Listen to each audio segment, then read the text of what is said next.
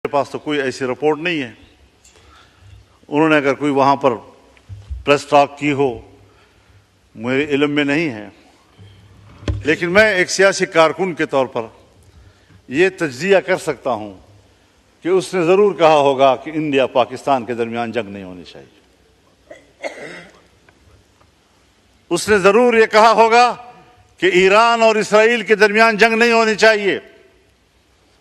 और उसने कभी नहीं कहा होगा कि इसराइल फिलिस्तीनियों पर जंग बमबारी बंद कर दे। ये तीन जुमले मेरे पास हैं कि उधर से इंडिया पाकिस्तान जंग की बात हुई होगी, इसराइल और ईरान के जंग की बात हुई होगी, और कभी भी फिलिस्तीन के हवाले से ट्रंप ने बात नहीं की होगी। क्यों ये इम्तियाज बढ़ता जा रहा है? जहां पर सहयूनी मरता है, जहां पर मोदी मरता है, इससे तो उनको तकलीफ हो रही है।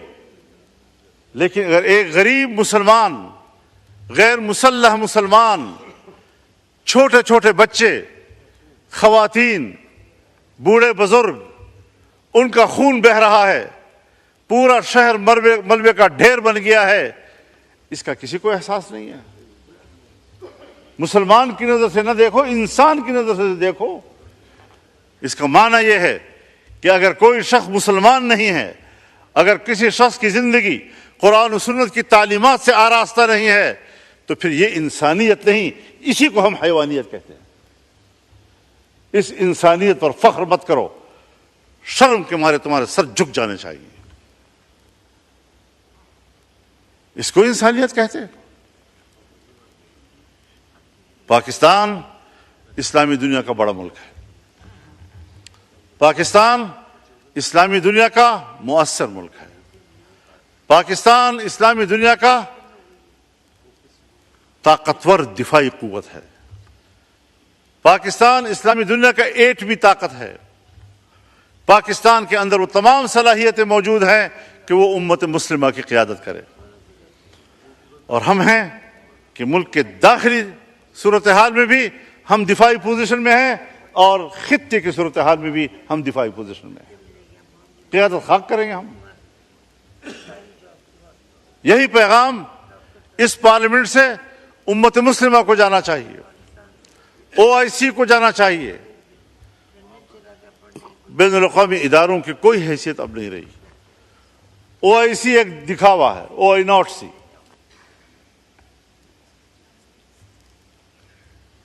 सलामती काउंसिल 5 बड़े ममालिक, तरक्की याफ्ता ममालिक की मोनोपोली है। पूरा अक़वाम मुत्तहिदा और जनरल असम्बली अमेरिका की लोंडी है। जब वो चाहें हमारी सियासत पर भी कब्जा कर लें, हमसे कानून साजी का हक भी छीन लें, हम उनके दबाव पर कानून साजियां करते रहें, मईशत उनकी ख्वाहिशात के ताबे करें। और ये जो बजट पेश किया गया है, अगर वज़ीर ख़जाना साहब मौजूद होते तो मैं उनकी मौजूदगी में ये कहता कि वज़ीर ख़जाना साहब, ये बजट आपने तैयार नहीं किया, ये IMF ने तैयार किया है और आपने पढ़कर सुनाया है। आपके अंदर इस वक्त बजट बनाने की सलाहियत भी खत्म हो चुकी है। कब एक ताकतवर मुल्क की हैसियत इख्तियार करेंगे हम?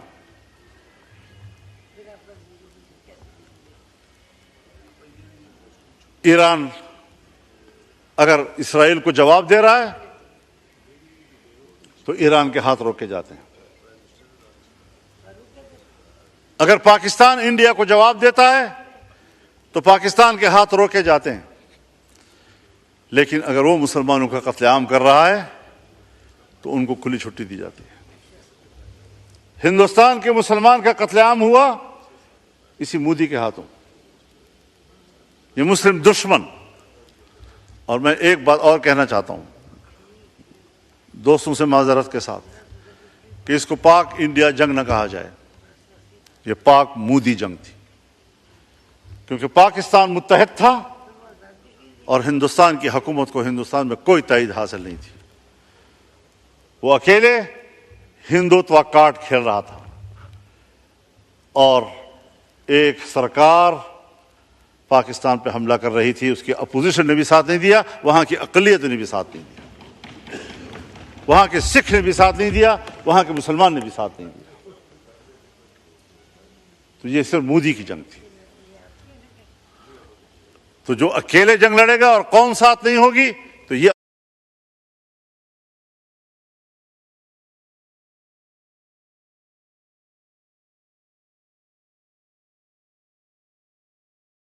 लड़ रहे थे तो कौम आपके साथ नहीं थी, तो नतीजा क्या निकला? आज आप लड़े और कौम आपके साथ थी, तो नतीजा क्या सामने आए? लेकिन हमें खित्ते की सियासत में उसके अच्छे नतायज हासिल करने की स्ट्रेटेजी बनानी होगी, सोच समझ कर बनानी होगी। हमें खित्ते में ईरान को एतमाद में लेना होगा। हम ईरान के साथ खड़े हैं और पाकिस्तान को खुलकर खड़ा हो जाना चाहिए।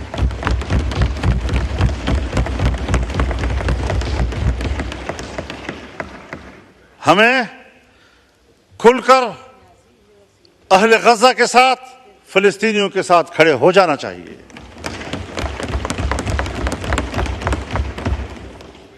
यहूद हनूद ये एक है, वो एक दूसरे के इत्तेहादी हैं। अगर फिलिस्तीन से आगे लेबनान पर वो हमला कर चुका है, अगर वो शाम पर हमले कर चुका है, पुराने कब्जे एक तरफ, हाल ही में जो उसने शाम की दिफाई कुव्वत को तबाह किया है, इराक पे जो कुछ गुजरी है वो आपके सामने है। उसके बाद ईरान, उसके बाद अब पाकिस्तान। तो फिलिस्तीन, लेबनान, शाम, इराक, ईरान और अब पाकिस्तान, और पाकिस्तान की एटमी कुव्वत को तबाह करना इनका एजेंडा हो सकता है। इधर से हिंदुस्तान हमारे लिए खतरा है। हम खित्ते के ममालिक के साथ अंगेज नहीं हो रहे। हमें वो पॉलिसी भी बनानी होगी। हमें अपने दोस्त ममालिक हमसे दूर होते जा रहे हैं। वो गर्मजोशी नहीं रही है जो किसी जमाने में थी और आज होनी चाहिए थी। तो ऐसी तमाम तर सूरत हाल में जनाब स्पीकर, हमें गौर करना होगा अपनी पॉलिसियों के ऊपर। बजट में मेंबरान अपने हलकों की बात भी करते हैं, अपने इलाकों की बात भी करते हैं। जनाब वज़ीर आज़म ने हमारे इलाकों में जिन मंसूबों का खुद इफ्तिताह किया था, आज उसी वज़ीर आज़म ने अपने इफ्तिताह किए हुए मंसूबों के फंड रोक दिए हैं। अब बताओ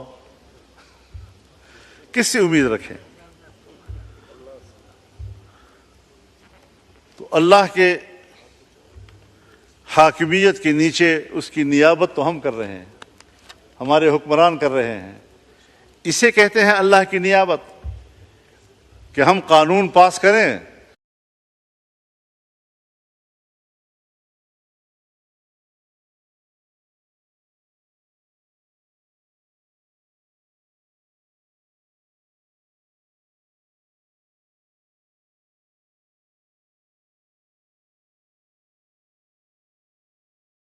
अब जब मेरे मुल्क को चलाने वाले लोग, उनकी खुददारी, उनका एतमाद, उसकी हालत यह है कि उस पर फातिहा पढ़ा जाए, खत्म हो चुकी है, ये लोग मेरे मुल्क को चलाएंगे?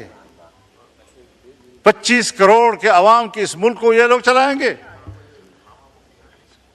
जनाब वाला, इस मुल्क में इनकलाब चाहिए। रिवायती सियासत का दौर अब खत्म हो चुका है। अवाम को बेदार करो, उसमें शऊर पैदा करो, ताकि वो अपने मसाइल के लिए खुद आवाज़ बुलंद कर सके। तो ये चंद गुजारिशात थी। मैंने कुछ अगर वक्त ज़्यादा ले लिया है कोई बात तो उसकी सज़ा किसी दूसरे मेरे कुलीग को ना देना। नहीं अल्लाह करे कि हम अपनी रविश में नज़रसानी करें, मुल्क के अंदर जमहूरी अक़दार को बहाल करें, सियासतदानों के साथ इंतकामी रवैया न रखें और एक इंसाफ पर मबनी निज़ाम होना चाहिए। मईशत क़ुव्वत के इस्तेमाल से बेहतर नहीं होगी, मईशत कौम को इंसाफ मुहैया करने से हो सकती है, इसके बगैर नहीं। व आखिर दावाना अनिल हम्दुलिल्लाहि रब्बिल आलमीन।